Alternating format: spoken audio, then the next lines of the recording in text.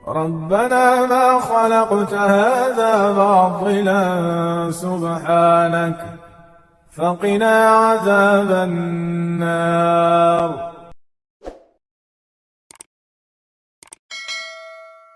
Saya tidak anti nasi goreng, tapi kalau Anda bayangkan nasi goreng itu isinya apa? Ada nasi, nasinya jenis gula sederhana. Yang kalau gula itu, gini Babu, kalau gula, atau mungkin kita bicara tentang, nanti saya kasih solusinya, ya mudah-mudahan Bapak Ibu bisa menerapkan itu. Jadi gini, tubuh itu seperti kompartemen gitu kan. Jadi ketika kita makan gula sederhana, contohnya pakai nasi putih tepung, kan gula sederhana tuh, dia nggak ada temannya.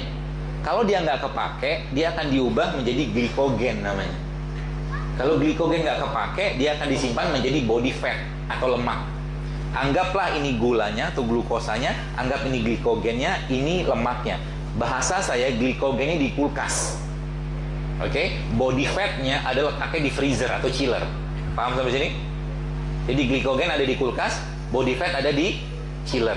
Nah, masalah kita ketika sudah banyak tumpukan di chillernya, which is itu adalah lemak, maka apa terjadi? Dia akan menjadi radikal bebas, mengganggu seluruh sistem badan, mulai dari otak, jantung, lemak, pembuluh, semua dia akan ganggu gara-gara kebanyakan tumpukan lemak yang ada di chiller tadi, gitu. Jadi kalau kita bahas tentang tadi nasi goreng, contoh misalkan nasi goreng, nasinya nasi putih, saya tidak anti karbohidrat, tapi saya tidak mau kita makan karbohidrat yang tidak sehat. Pisang kan karbohidrat, betul? Bikin gemuk nggak?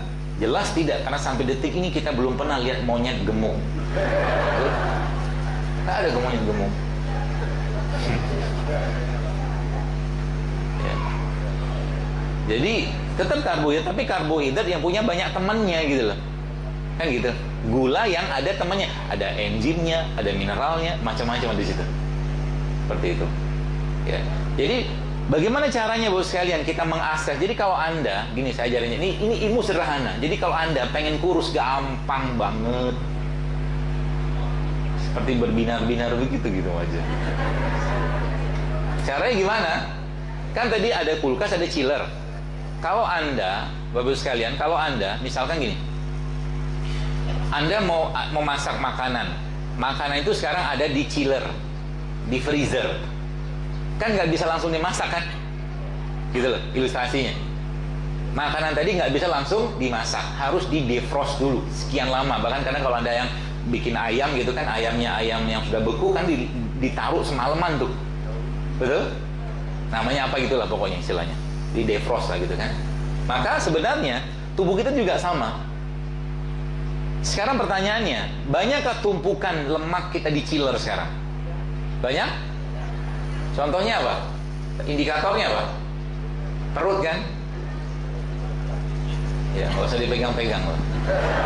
Air gitu. Maka di zaman Nabi kan memang disampaikan Nabi bahwa aku melihat di akhir zaman, kata Nabi SAW, banyak penyumat di kalangan umatku yang mereka gemuk-gemuk, kata Rasul.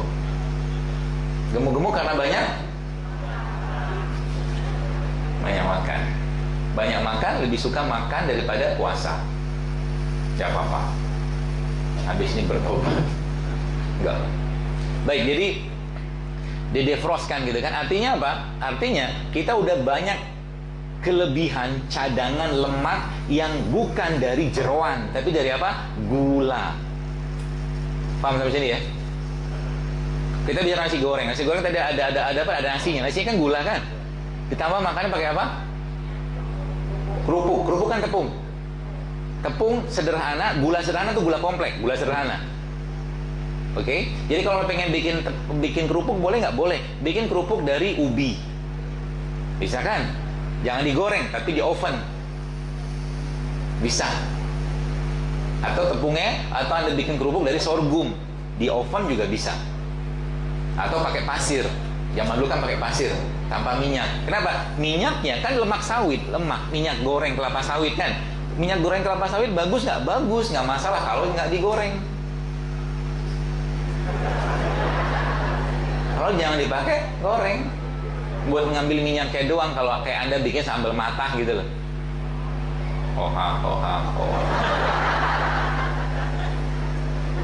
Ya. Lalu setelah tadi apa tadi? Tepung, ada apa, kerupuk ya? Ada teman lagi nggak? Ada dong. Apa? Bukan. Telur. Ya kan? Taruh aja di atas Pak, maaf. Telur. Telur itu protein nggak? Protein itu pada suhu berapa sudah rusak? Sudah mulai rusak. Pada suhu 55 derajat Celcius. Artinya kalau Anda menceplok telur, telur itu sudah banyak banget yang habis gizinya. Tapi masih ada. Makanya pakai apa lagi? Bakwan. Bala-bala. Enak?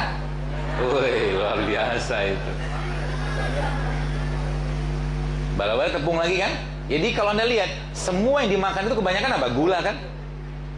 Dari nasinya, dari tepungnya, yang kemudian mereka berubah menjadi apa? Lemak. Sedangkan badannya sudah banyak lipetan. Pasti numpuk dia. Dia akan numpuk di otot, dia akan numpuk di liver, dia akan banyak di pembuluh darah, dia akan numpuk lemak tadi. Gitu. Ya, jadi oh belum, terakhir. Minumnya pakai apa? Pakai gula nggak? Usya, mantap. Jadi apa yang dimakan? Gula. Kita makan gula kan? Dan kalau dia sudah masuk ke badan dalam jumlah yang cukup banyak, apa yang terjadi? Dia akan bikin peradangan. Gimana radang? Insulin akan bermasalah, pankreas akan bermasalah, jantung akan bermasalah, paru akan, sampai otak pun akan bermasalah, disebut dengan brain fog. Brain fog itu orangnya apa ya? Sering lupaan gitu loh. Kabut di otak kalau bahasa kita. Sering ngeblank gitu kan. Brain fog namanya. Nah, sekarang kita belajar caranya.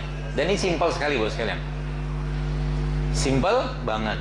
Bagaimana caranya? Caranya begini. Tadi kalau Anda masak, ini prinsip sederhana, dan ini kalau Anda pakai insya Allah gampang sekali menurunkan berat badan. Cuman bukan hanya menurunkan berat badan ya. Jangan berpikir orang kurus itu juga sehat. Kurus belum tentu sehat juga. Karena indikatornya bukan cuma dari bentuk badan. Karena apa? Ada satu kalimat yang bagus dari seorang dokter di Amerika bilang, kesehatan itu bukan nggak ada penyakit, kata dia gitu. Tapi kesehatan itu adalah munculnya vitalitas. Ada yang kurus tapi ngantukan terus ada? Ada? Ada yang gemuk ngantukan. Kalau gemuk ngantukan wajar lah. Ya, karena banyak tumpukan lemak tadi. Ya, mudah-mudahan tidak tersinggung ya. Gak tersinggung kan? Ya, mudah-mudahan jadi semangat untuk memperbaiki gitu loh. Mumpung ada yang mau nasehatin, kan gitu. Nah jadi sekalian, ceritanya tuh, kalau tadi saya katakan misalkan ya, misalkan kita bicara tentang makanan tadi. Kalau Anda makanannya Anda ambilnya di kulkas, gampang kan? Kulkas langsung masak selesai. Itu glikogen. Ya. Tapi kalau Anda mau ngambil makanan yang ada di freezer atau chiller, maka Anda harus defrost. Bagaimana polanya? Polanya gampang. Ya, inilah yang dikenal sebagai namanya intermittent fasting. Intermittent fasting. Dibikin pola. Polanya apa? Sebenarnya pola-pola ini mirip dengan pola-pola yang Nabi kita alaihi salatu wassalam ajarkan. Jadi Nabi itu begini. Anda pernah baca bahwa Nabi kita sallallahu alaihi wasallam ketika beliau wafat ubannya berapa? 3 loh. Hanya 3. Artinya proses oksidasi pada badan Nabi itu minimal banget. Proses oksidasi pada badan Nabi itu minimal banget. Kenapa? Karena Nabi gak pernah kenyang. Gak pernah kenyang. Karena kenyang itu bikin masalah di badan. Jadi mulai sekarang target makan itu bukan untuk kenyang, tapi makan kita untuk menegakkan tulang-tulang kita untuk bisa ibadah kepada Allah. Sehingga nanti apa? 7 butir kurma cukup, 1 gelas air cukup, 1 sendok makan madu cukup. Serius. Kita melatih untuk tidak banyak makan. Ya, seperti itu. Siap? Insya Allah. Seperti nggak rela gitu. Dan makan terbaik itu kapan? Baik, saya ajarin cara. Makan terbaik itu kapan? Saya punya pedoman sendiri ya sebenarnya. Kalau Anda tidak punya aktivitas yang berat, maka makan terbaik itu kapan? Waktu matahari terbit dan sebelum matahari tenggelam. Maka Nabi kita SAW, apa yang beliau kerjakan? Ba'da Isya, Rasul ngapain? Tidur. Gak ada makan, cerita lagi, gak ada makan. Apalagi makan berat. Kalau tetap mau makan, malam tuh makan apa? Makan apa? Ya buah, gorengan.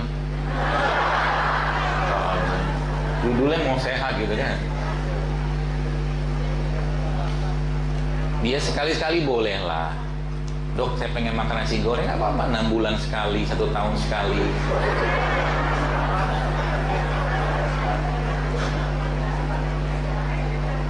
Ini banyak yang jualan nggak di luar? Saya kemarin bikin tabligh akbar di Bandung gitu kan. Masya Allahnya apa coba? Pada pedagangnya protes karena habis tabligh akbar pada nggak belanja. Yang dijual begitu-gitu aja. Ya gitulah makanan begituan. Ya, seperti itu. Jadi kembali ke konsep tadi. Maka ada namanya intermittent fasting, dan ini kita bisa bikin polanya, Bapak sekalian. Artinya apa? Semakin lama Anda membiarkan diri Anda dalam keadaan lapar, maka tubuh akan mengakses freezer. Itu kata kuncinya. Paham ya? Sehingga nanti apa? Anda nanti yang mengadjust diri. Contoh begini. Dokter sepertinya dokter mengajarkan diet keto. Oh tidak, saya tidak mengajarkan diet keto. Kalau diet keto kan orang nggak boleh makan buah. Buahnya cuma alpukat doang, ya kan? Untuk apa Allah ciptakan nanas kalau begitu? Untuk apa Allah ciptakan katakanlah semangka?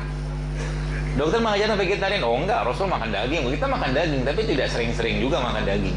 Kenapa? Karena gigi kita tuh 32, 28-nya gigi seri sama gigi geram, 4 gigi kita lagi gigi taring kan gitu kan?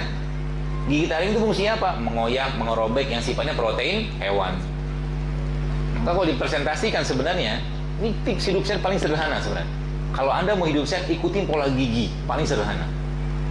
85 dibagi 5 berbanding 15. Artinya dalam 1 bulan, hanya 1 minggu sekali atau 1 hari dalam 1 minggu kita makan daging. Pakai pola ini ya. 15 kan berarti kan dibagi pada 4 itu 4 kali dalam 1 bulan, which is di minggu pertama sekali 1 hari, minggu kedua sekali, minggu ketiga sekali, minggu keempat sekali, dalam 1 hari aja sekali. Sisanya protein kita bisa dapatkan dari nabati. Pola paling sederhana. Jadi dokter, nanti kalau saya nggak makan daging, nanti nggak gede dong badan kita. Tuh lihat gajah. Gajah makan apa? Rumput. Dok, kalau saya nggak makan daging nanti saya nggak strong. Itu buffalo, itu kerbau yang buat tanding apa itu kan, makannya apa? Rumput. Dinosaurus makannya apa? Rumput juga kan. Dia makan rumput-rumputan gitu. Badannya gede juga. Memang secara gen sih seperti itu. Tapi tidak usah khawatir. Itu pola paling sederhana sebenarnya. Ya. Mulai ngurangi makan malam, nanti kita lihat nih siapa yang benar-benar sudah mulai kembali ke jalan yang benar. Malah nanti kita lihat siapa yang masih, jadi kan lagi siap-siap gitu kan, tanya istrinya, istriku gitu kan, atau adik kita panggilnya apa gitu kan, abang atau mas gitu kan, abi gitu kan, mau makan buah malam ini. Wuih, habis ikut kajian Jadul Akbar gitu. Baru saja begitu tiba-tiba bunyi teng teng teng teng, nasi goreng. Maka di situ iman kita akan bicara sih. Sekarang saya tanya, dari kehidupan kita sekian tahun, saya tanya, pernahkah kita setahun hidup sehat? Pernah? Pernah. Oke, saya turunkan. 6 bulan? Tak juga. 3 bulan? Tak juga. Sebulan? Ramadan pun gak jauh beda menunya dengan 11 bulan yang lain, betul? Terus kapan mau hidup sehat? Gitu loh. Saya kemarin di Masjid Mana Jakarta, saya bilang cobalah DKM itu ketika Ramadan jangan lagi jangan kasih sirup, jangan kasih teh, jangan kasih apa. Coba bikinkan banyak kayak begini, bisa dibikin teh secang, masukin jahe, kasih madu sedikit, kasih kurma, selesai. Sehat juga dan enak kok. Jauh lebih sehat. Jadi masjid harusnya menjadi pusat penyehatan umat, bukan pusat. Nanti abang-abang gorengannya gimana? Tenang. Kalau kita udah nggak makan lagi, mereka kan berubah jualannya, jual buah di akhirnya kan. Lagi musim panas dia jual buah, lagi musim dingin dia jual yang rebus-rebusan. Wah, sehat Indonesia. Gak kayak sekarang kan, di mana tempat kita lihat ada abang gorengan. Betul? Jadi kalau mata kita ngelihat misalkan gorengan gitu segala macam. Saya bukan anti gorengan sih, ya. Tapi saya katakan sekali silakan. Tapi kalau tiap hari nggak sehat, serius.